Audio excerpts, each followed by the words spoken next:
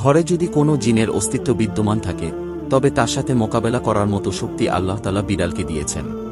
বিড়াল জিনের সাথে থাকা নেগেটিভ এনার্জিগুলোকে শোষণ করে ফেলতে পারে।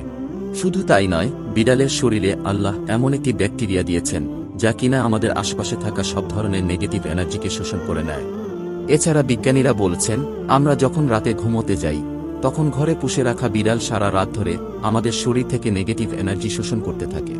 আল্লাহ রাব্বুল আলামিন বিড়ালের মাঝে কিছু বৈশিষ্ট্য দিয়েছেন যার কারণে এমন সুন্দর একটি মাখলুক আমাদের রোজকার জীবনের অংশ হয়ে উঠেছে। রাসূল সাল্লাল্লাহু আলাইহি ওয়াসাল্লাম বিড়াল পছন্দ করতেন এবং বিড়াল পালন করার কারণে তিনি তার এক প্রিয় সাহাবীর ছদ্মনাম দিয়েছেন আবু হুরাইরা, যার শাব্দিক অর্থ দাঁড়ায় বিড়ালের পিতা। কেন একজন মুসলিমের বিড়াল পালন করা উচিত? গবেষণা করে জানতে পারা যায়, আজ থেকে ৮,০০০ বছর পূর্বে জঙ্গলের বিড়ালরা খাবারের খোঁজে জনবসতিতে আসতে শুরু করে। সে সময় জমিতে ইঁদুরের অত্যাধিক উৎপাত ছিল। সেসব ইঁদুরকে তাড়া করতে করতে এক সময় বিড়ালরা মানুষের বসতিতে এসে পৌঁছায়।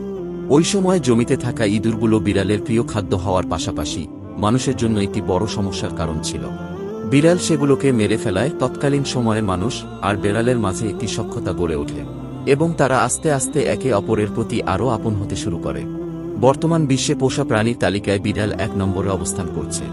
রাসূল সাল্লাল্লাহু আলাইহি ওয়াসাল্লাম ইরশাদ করেছেন, শুধুমাত্র বিড়ালকে কষ্ট দেওয়ার কারণেই এক বনী ইসরাইলের নারীকে জাহান্নামে নিক্ষেপ করা হয়। সেই মহিলা বিড়ালটিকে বেঁধে রেখেছিল, সে অবস্থায় বিড়ালটি মারা যায়। মহিলা ওই কারণে জাহান্নামে গেল, কেননা সে বিড়ালটিকে দানা পানি কিছুই দেয়নি এবং ছেড়েও দেয়নি যাতে সে নিজে নিজে খাবার খুঁজে বাঁচতে পারে। একবার রাসূল সাল্লাল্লাহু আলাইহি ওয়াসাল্লাম নিজ সৈন্যবাহিনীর সঙ্গে কোনো এক ময়দানে যুদ্ধের প্রস্তুতি নিয়ে যাচ্ছিলেন।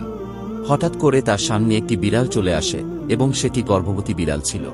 এটি দেখে রাসূল সাল্লাল্লাহু আলাইহি ওয়াসাল্লাম সঙ্গে সঙ্গে তার সৈন্যবাহিনীকে অন্য রাস্তায় ফিরিয়ে নিলেন যাতে করে সে গর্ভবতী বিড়ালের কোনো সমস্যা না হয়।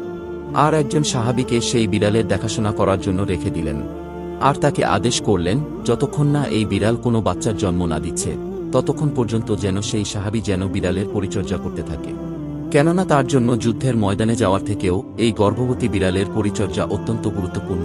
সুবহানাল্লাহ। তারপর রাসূল সাল্লাল্লাহু আলাইহি ওয়াসাল্লাম যুদ্ধের পর যখন বাড়ি ফিরেছিলেন তখন সর্বপ্রথম তিনি যেখানে বিড়াল রেখে গিয়েছিলেন সেই রাস্তায় পৌঁছান এবং পরবর্তীতে সে বিড়ালকে তিনি তার সঙ্গে করে নিয়ে যান। তারপর সেই বিড়ালের নাম মুয়াজ্জা রেখেছিলেন।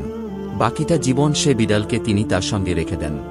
একদিন রাসূল সাল্লাল্লাহু আলাইহি ওয়াসাল্লাম ঘরে প্রবেশ করে দেখলেন তার জামার একপাশে বিড়ালটি আরামে ঘুমাচ্ছে। এদিকে তার নামাজের সময় হয়ে আসছিল, তিনি চাইলে ডাকতে পারতেন, বিড়ালকে তুলতে পারতেন ঘুম থেকে, কিন্তু রাসূল সাল্লাল্লাহু আলাইহি ওয়াসাল্লাম বিড়ালকে ডাক দেননি, শরীরে স্পর্শও করেননি। জামার যেই অংশে বিড়ালটা শুয়েছিল তিনি জামার ওই অংশটুকু কেটে ফেলেছেন, তবুও বিড়ালকে বিরক্ত করেননি। সুবহানাল্লাহ। রাসূল সাল্লাল্লাহু আলাইহি ওয়াসাল্লাম বলেছেন, বিড়াল সর্বদা নাপাক বস্তু হতে দূরে থাকার চেষ্টা করে। বিড়াল হচ্ছে এমন এক প্রাণী যে কিনা মানুষের আশপাশে ঘুরতে পছন্দ করে। আমাদের প্রিয় নবী সাল্লাল্লাহু আলাইহি ওয়াসাল্লাম বিড়ালের সাথে অত্যন্ত ভালো আচরণ করতেন। তাই আমাদেরও উচিত রাসূল সাল্লাল্লাহু আলাইহি ওয়াসাল্লামের প্রদর্শিত পথে চলা এবং বিড়ালের সাথে সুন্দর আচরণ করা।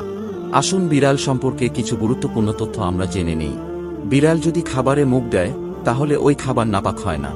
এমনকি বিড়ালের মুখ দেওয়া পানি দিয়ে ওযু করা যাবে। বিড়ালকে ক্রয় করা বা বিক্রয় করা দুইটাই হারাম। বিড়ালকে মারা এবং খাওয়াও হারাম। বিড়াল যদি কোনো পেটে মুখ দেয় তবে তা পরিষ্কার করার জন্য একবার ধুলেই যথেষ্ট। বিড়াল নামাজ নষ্ট করে না, কারণ বিড়াল ঘরে রাখার অনুমতি আছে। কোনো বিড়াল যদি অত্যন্ত হিংস্র হয়ে যায় এবং মানুষের সাথে খারাপ আচরণ করতে শুরু করে তবে সেটিকে না মেরে দূরে কোনো জঙ্গলে রেখে আসাই শ্রেয়। আল্লাহ আমাদের মনে বিড়ালের জন্য মায়া মমতার সৃষ্টি করুন। আমিন।